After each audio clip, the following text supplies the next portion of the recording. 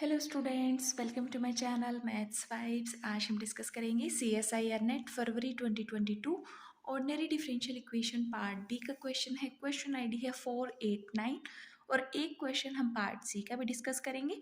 Question है if yx is a solution of the equation 4xy double dash plus 2y dash plus y is equals to 0 satisfying y of 0 is equals to 1 then y double dash at 0।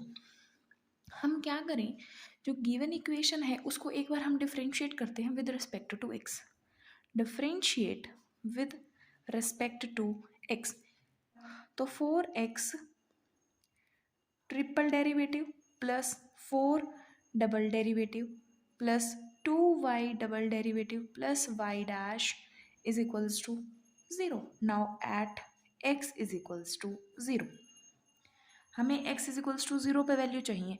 सो क्या हो जाएगा, ये 0 बन जाएगा। So 4y double dash at 0 plus 2y double dash at 0 that is 6y double dash at 0 plus y dash at 0 is equals to 0। This implies that y double dash at 0 is equals to minus y dash at 0 by 6। अब अगर हमें y dash at 0 की value पता चल जाए तो y double dash at 0 की value हम फाइंड आउट कर सकते हैं। इसी इक्वेशन 1 में अगर हम x को 0 पुट कर दे, put x is equals to 0 in 1, तो हमारे पास क्या आ जाएगा 2y dash at 0 plus y at 0 is equals to 0 that is y dash at 0 minus y at 0 by 2। Now y at 0 की वैल्यू कितनी गिवन है 1, so minus 1 by 2। y dash at 0 की वैल्यू आ गई माइनस हाफ, ये हम यहाँ put करें तो 1 by 2 into 1 by 6 that is 1 by 12। So y double dash की 0 पर वैल्यू आ गई 1 बाई 12। सो ऑप्शन सेकंड हमारा करेक्ट हो जाएगा। नाउ पार्ट सी का क्वेश्चन डिस्कस करते हैं। क्वेश्चन आईडी है 541। Consider the second order ordinary differential equation x double dot plus pt x dot plus qt x is equals to 0. Let x1 and x2 be two solutions of this ordinary differential equation in closed interval ab. Then which of the following statement are true for the Wronskian w of x1 and x2? हमें एक second order की ordinary differential equation given है, उसमें बोला गया कि जो x1 और x2 है दो हमारे सॉल्यूशन हैं इस ऑर्डिनरी डिफरेंशियल इक्वेशन के। तो हमें बताना है कि Wronskian W के लिए कौन सी स्टेटमेंट हमारी ट्रू होगी। सबसे पहले एबल्स फॉर्मूला से जो Wronskian होता है वो होता है हमारा C e raised to the power minus integration of pt dt where pt is the coefficient of x dot। सो ये होता है फर्स्ट स्टेटमेंट में बोला कि Wronskian is equivalent to 0 in open interval AB implies that x1 and x2 are independent।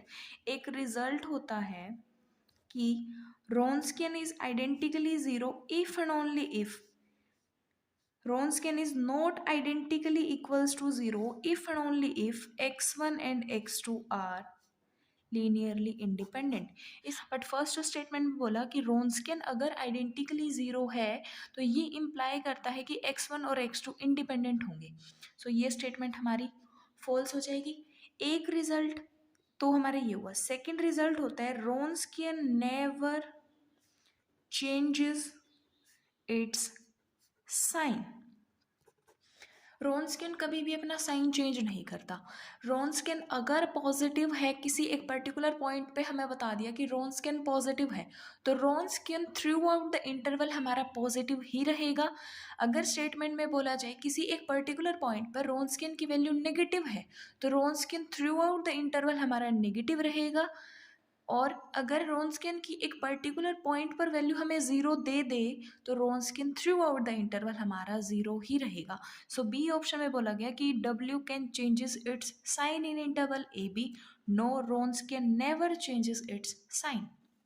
Now third में बोला गया कि Wronskian at t naught is equals to 0 for some t naught belongs to AB implies that Wronskian is identically 0। अभी हमने discuss किया कि अगर एक पर्टिकुलर पॉइंट t naught पे हमें Wronskian की वैल्यू 0 मिल जाए तो Wronskian हमारा आइडेंटिकली 0 हो जाता है। कैसे हो जाता है? सी के लिए अगर हमारा Wronskian at t not zero है, इसका मतलब c e raise to the power minus integration p t d t at t not. ठीक है, सो ये वाली वैल्यू तो हमारी कभी ज़ीरो होगी नहीं। इससे क्या इम्प्लाई होगा, c ज़ीरो। अगर c ज़ीरो है तो रोन्सकियन आइडेंटिकली ज़ीरो हो जाएगा विद बाय दिस फॉर्मूला। रोन्सकियन हमारा आइडेंटिकली ज़ीरो, सो c स्टेटमेंट में ट्रू है, क्योंकि अगर किसी एक पर्टिकुलर पॉइंट के लिए रोन्सकियन ज़ीरो है तो थ्रू आउट द इंटरवल हमारा रोन्सकियन ज़ीरो हो जाएगा। एंड द फोर्थ में बोला गया Wronskian of T naught is equals to one for some T naught implies that Wronskian is identically one in interval A B. हमें क्या कहा गया, एक पर्टिकुलर पॉइंट पर टी नॉट पर वैल्यू हमारी वन है तो क्या थ्रू आउट वन होगा, ऐसा कोई ज़रूरी नहीं है। ये ऑप्शन को चेक करने के लिए हम एक सेकेंड ऑर्डर की डिफरेंशियल इक्वेशन कंसिडर कर लेते हैं, D two X by D T square minus two D X by D T plus X is equals to zero. So इसके कॉरस्पॉन्डिंग जो हमारी ऑक्सिलरी इक्वेशन है वो M square minus two M plus one is equals to zero. This implies that M is equals to one and one. So जो X of T की जो representation होगी वो C one X plus C one E raise to the power T plus C two T E raise to the power T, ये हमारी solution बन जाएगा। सो इस केस में अगर हम X one E raise to the power T consider करें और X two T E raise to the power T consider करें तो इनका जो रोन्सकियन होगा वो होगा E raise to the power T and T E raise to the power T. इसका derivative E raise to the power T and इसका derivative T E raise to the power T plus E raise to the power T.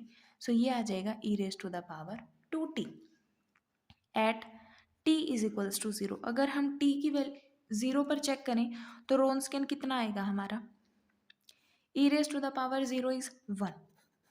एक particular T naught पे तो रोन्सकियन हमारा one है, but जो रोन्सकियन है वो आइडेंटिकली तो हमारा वन नहीं है। एक पर्टिकुलर वैल्यू के लिए तो वन पॉसिबल हो गया बट आइडेंटिकली तो हमारा वन नहीं हुआ, तो डी स्टेटमेंट भी हमारी फॉल्स हो गई।